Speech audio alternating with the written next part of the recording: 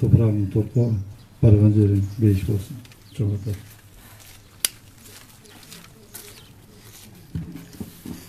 Hazır söz kesege Kırgız Respublikasının Жогорку Кеңешинин депутаты, белгилүү кино режиссер Садык Шер мырзага сөз беребиз.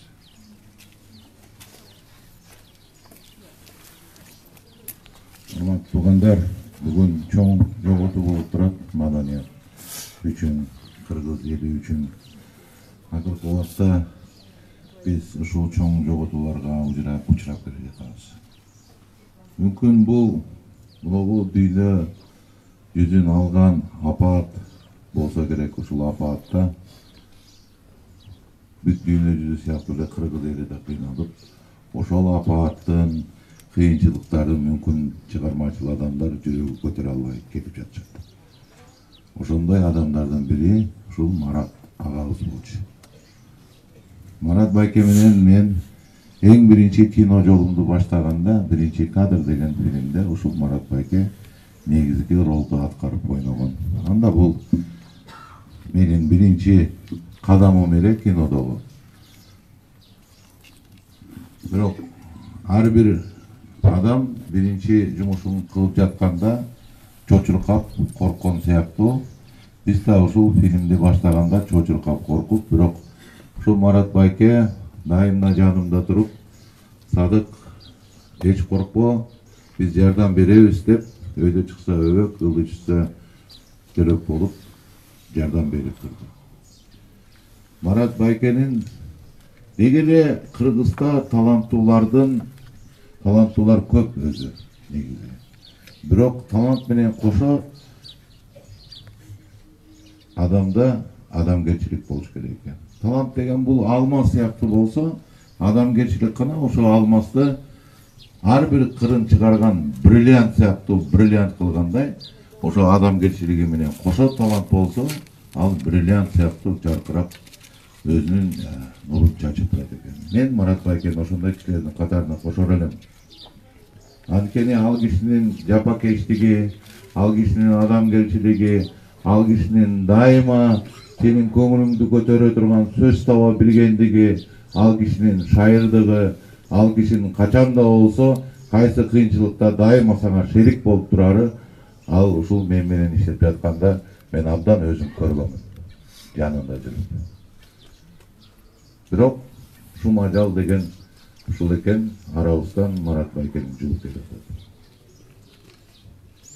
Мен дагы айтар элем, мүмкүн жаныбызда жүргөндө биз ушундай мыкты, ушундай таланттарды, ушундай залкарларды байкабайт экенбиз. Кайсы кинону аткарып атса, кинодо роль аткарып атса дагы ошол кинону көрүп отуруп, азыр ойлоп отурсаң, нечен деген кинолордо түшкөн экен Марат байке. Кожо жаштан баштап Кыргыздын кереметин улаган кинолордун далайында өзүнүн жаркын элесин аткарып берди. Эң акыркы кинолордун бири болгон Саякбай киносунда дагы биздин улуу залкар, улуу манасчыбыз Саякбайдын дагы элесин эң мыкты сонун аткарып берди. Биз көзү өтүп кеткенде гана жер муштап калат экенбиз Кыргыз эли. Биз көзү өтүп кеткенде гана жакшы киши болчу деп кайгырып калат экенбиз. Биз качан гана ошол киши каза болуп, мүрзөгө коюп, анан мүрзөсүнө чөп чыкканда гана айтып калат экенбиз, жакшы киши болчу. Ушул Марат байкенин баскан жолу, изи бизге үлгү болуш керек. Биз ойлошубуз керек. Биздин арабызда дагы бүгүн маданияттын кишилери жүрөт. Биздин арабызда дагы бүгүн чыгармачылык кишилер жүрөт. Биз ошолорду баалап алалы, барктап алалы. Марат байке далай сыйлыктарды алса жарашмак. Марат байке далай сыйларды көрсө жарашмак. Эгерде моундай убакыт болбогондо мүмкүн далай залкар ролдорду аткарса жарашмак. Эмне дейбиз? Марат байкенин арманы ичинде кетти болуш керек. Айтпаган сырлары ичинде кетти болуш керек. Ажалдан болбос кайтарыш айылыңа көңүл айтабыз дейт Ысмайыл айткандай. Ушул Marat Байкенин жакындарына, ушул Марат Байкенин үй бүлөсүнө терең кайгыруу менен көңүл айтам. Ушул Марат менен иштешкен кесиптештерине, ушул Марат Байкен менен далай бир жүрүп, далай бир нанды бөлө жеп, далай кыйынчылыктарды көргөн досторуна көңүл айтам. Ушул Марат Байкенин айылына көңүл айтам. Жаткан жери жайлуу, топурагы торкол.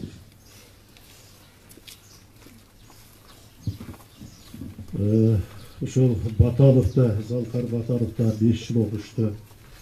Бүгүн курсташтары да келип отурушат. Ошон үчүн белгилүү кино жана театр актёру Халык Акматовго сөз берели.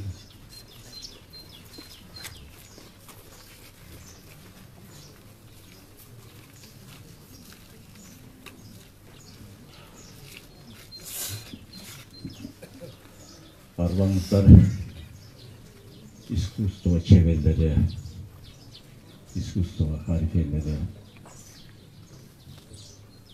курсташы катары бүгүн бизге аябай оор. Марат, курсташымды уйлатып атабыз.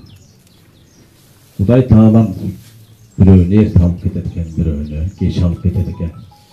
Бирок үстүрдө айтып кеткендей, Султан Акимович айткандай, Темирлан айткандай, Садык Шер айткандай, жаш болсо дагы, бою кичинекей болсо дагы өзүнүн залкар образдарын жаратып кетти. Кинода болобу, театрда болобу. Мен курсташы катары аябай баалайм, суктанам. Саякбайды көрүп алып туруп ушунчалык көзүмөн жаш чыгып кетти. Буну комедиялык актер десек, мыкты классикалык актер болуп чыкты. Бул Төлөмүш Акаевдин киносундагы Саякбайдын образын жаратканда. Дипломдук спектакльда Япон спектакльын койгон Баталов. Ошондо 22 СССРдин эл артисти келип туруп, ушул Маратка баа беришип, ушунун жакшы актер болуп кетешине сөз кылышты эле. Ошо Алексей Владимирович Баталовдун батасын окуткан эмгегин актадың Марат. Эрте кетсең дагы сенин аткарган ролдоруң кинодо болобу, театрда болобу, жамааттарын эл унутпайт. Сен сатиралык неме актер эмес, сен классикалык актерго жеттиң. Бирок Кудай таалам эрте алып кетти. Бул культурада 3 залкар адамыбызды жоготуп атабыз. Өзүңөр билесиңер кимдер экен, жаш кеткендерди. Эми бир туугандарына, балдарына, кесиптештерине, şu театр, кино сүйүүчүлөрүнө терең кайгы айтып, Марат курсташымдын жаткан жери жайлуу болуп, топурагы торколуу болсун. Кудай таалам бейиштен жай берсин. Жаткан жерин жайлуу болсун, курсташ.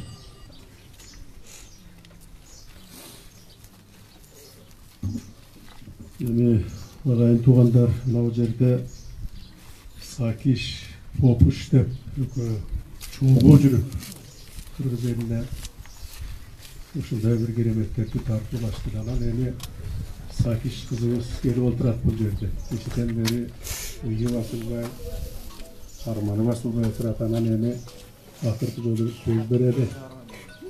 Сүйлөсүн ушул кызыбыз. Кел, айгыра.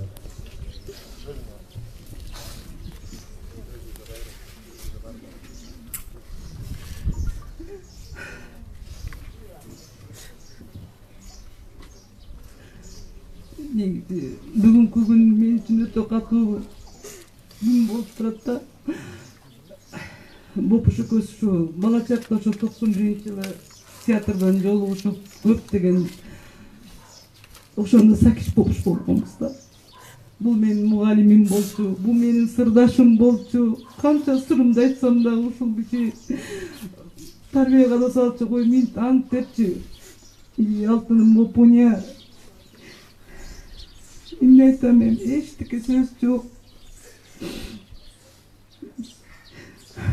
Жаткан жериң жайлуу болсун, топурагың торко болсун. Sen biz menensin dayıma. Bizdin жүрөгүбүздө кала бересиң. Жаман бир эле сөз көңүлүңдү алтырсам болуп эмне кечир жаным менин. Эми биз бири-бирибизди бопуня сакуня деп эркелетчилек го. Эми мен кимди бопуня дейм. Алтыным десе жаткан жериң жайлуу, топурагың торко болсун. Үй-бүлөсүнө, апага кайрат кылыңыздар алтындар. Аркылайлуу болуп. Жашып болсун аркасы. Жаным десе бопуш.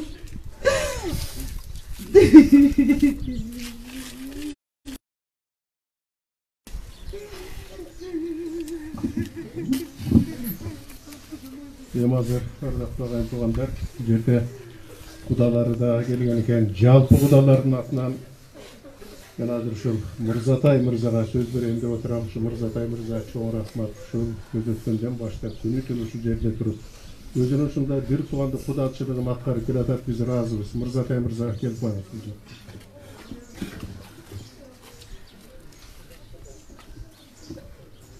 Урматтуу кудалар, урматтуу кыргыз эли, бүгүнкү Марат кудабызды акыркы сапарга узатуу тажиясына келген кыргыз эли, урматтуу кесиптештери.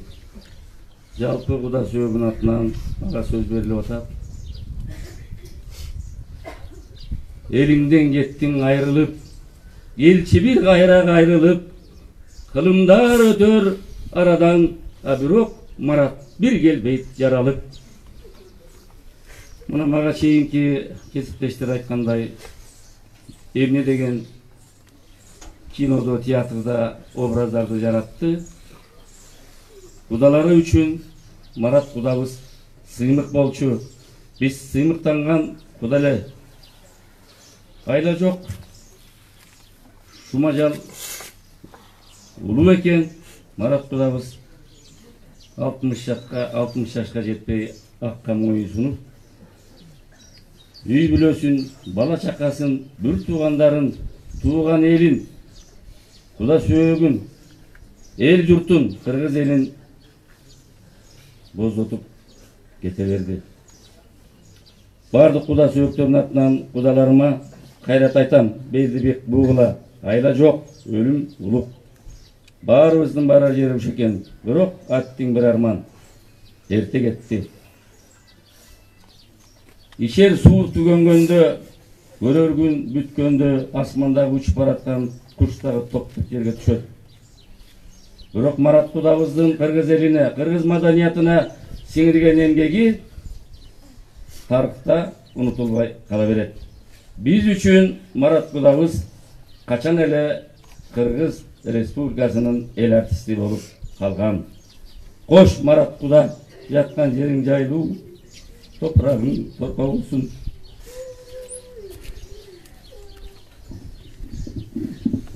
Саякбай фильминде Шумакенде Саякбай атамыздын образына тартып, ушул жерде чоң эмгек кылышты. Белгилүү кинорежиссер Эрнест Абдыжапаров алдыбызда турат. Сөз кезеги Эрнест. Урматтуу туугандар, көп сүйлөгөндүн деле кажети жок. Бир гана нерсени айтып коюш керек болуп атат. Акыры баарыбыз тең бул дүйнөгө жаралгандан кийин акыры бул дүйнөдө музайт экенбиз. Ар кимибиздин бул дүйнөгө келгенде вазифабыз бар. Бирөөбүз аткарсак, бирөөбүз аткара албай калат экенбиз. Мен Марат жөнүндө айта турган болсом, өзү көп жолу айтып ийди да, ошол Саякбай тасмасы бүткөндөн кийин. Менин алгачкы кинодо жараткан ролум Саяк болду. Акыркы кинодо жараткан ролум Саякбай болду. Ушуну көп айтып ийди да, ошол оозуна сала бергенди. Анан ушул тасманы жаратып атканда дагы мен ушунчалык бир кереметке чөмүлдүм десем болот да. Марат болбогондо Саякбай тасмасы тартылмаган. Бул бүгүнкү күндөгү факт. Анан мен айтчым, ай Марат, сен бул дүйнөгө ушул образды жараткан келген турбайсыңбы? Seni Kuday Atayын ушундай тапшырма менен жиберген турбайбы деп. Анан өзү айткандай саякта акыркы образ болуп калды. Анан бул дүйнөгө келген вазифасын аткарды деп эсептейм. Бир гана өкүнүчтүү нерсе, мен ошол эң биринчи тасмамдан баштап кийинки тасмаларга чейин дайыма ошол жанымда образдарды жаратып жүрдү. Ошондо ар дайым үй бүлөсү ошо кино тартылып аткан учурда ошол кичинекей балдар ал кезде кичинекей эле кийин чоңойгондо деле ошол чууруп барып эле Мараттын жанына келип калышчу, комната бөлүп берчү мен. Биз фестивалга чыкканда ошол соткасы менен эле WhatsApp менен эле ошол аял менен балдар менен сүйлөшө берчү. Бул адамдын эки эле дүйнөсү бар болчу. Ал эч нерсеге кызыкчу эмес. Футбол, хоккей, жанагы бир балекет хоббиси жок болчу. Бул өзүнүн чыгармачылыгы ошо театрда, кино болду. Анан үй бүлөсү болчу. Ошондуктан мен терең ушул көңүл айтканым Асел Кайрат болгула. Элдин алдында вазифасын аткарса, силердин алдыңарда дагы жашаш керек болчу. Дагы небере чөйрөсүн көрүш керек болчу. Анан эми атаганат куш болмарат. Иманың салават болсун. Биз болсо сенин эмгегиңди эч качан унутпайбыз, дайым эскертип жүрөбүз.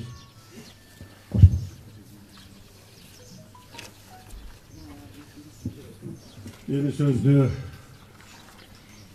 бир тууганы Талант мырзага береді. Талант, бuyurun.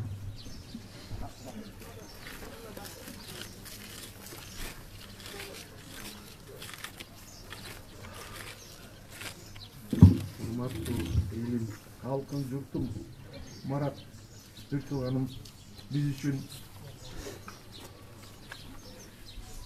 тообуз эле, жылдызыбыз эле, сыйымыбыз эле. Биз үчүн эмес. Даже Кыргызстандын кайсы бурчуна барбасын, Марат бир кыргыздар үчүн каргысыз адам болсун, сыймык эле камушу Марат менен кол алышып, маке брат, макебай деп ушу Кыргызстандын кайсы бурчуна барасың, сый бар эле бардык жердечи. Анан эми макем эмне кылайын, бизди таштап кетти. Макем таштап бериң, жайы болсун, топурагың торку болсун. Маке, сен орустар айткандай физически өлгөн менен духовно өлгөн жоксуң. Сен эми экинчи өмүрүң башталат болуш керек. Эмне кылайын, эмне дейли? Туугандарым атынан ушу жаткан жериң жайлуу болуп, топурагың торку болсун, ыйманың саламаттуу болсун. Келип берген ушуга ыраазымын. Топурак салып кетти. Агайын туугандар, эми мына Бакендерге атынан мамлекеттик жаш көрүүчүлөр театрында 30 жылдан ашык эмгек кылды.